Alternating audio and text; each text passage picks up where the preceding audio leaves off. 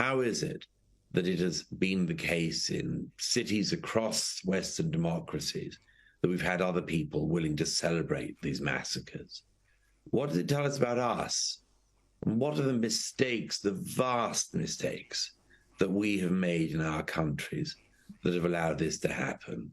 It makes me shudder, and I think it should make all the civilized world shudder too. The very people, Douglas, who call everybody Nazis want to stand with those killing Jews. And it's been also instructive that so many of the celebrities who cannot wait to virtue signal about every cause, global warming, Trump, racism, real and imagined, well, they've been strangely silent on the worst attack against the Jewish people since the Holocaust. Yes, it's incredibly telling, isn't it, Rita? I mean, you and I have often talked about the sort of people who mistake words for violence. Always these sorts of people who say, if you say anything about my gender, you're actually sort of committing a proto-trans Holocaust. All this sort of thing.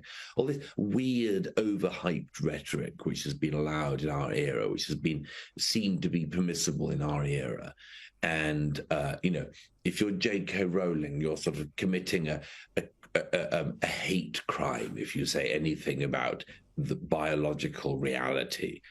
And these same people, and it is all of the same people, when it comes to actual massacre of Jews in the 21st century, they have nothing to say. They seem to be devoid of words. It seems that somebody got their throat, which is a horrible term to use in the circumstances. Something caught their throat. They just couldn't say it. As you say, Rita, BLM Chicago showed us exactly where they were when they decided to celebrate the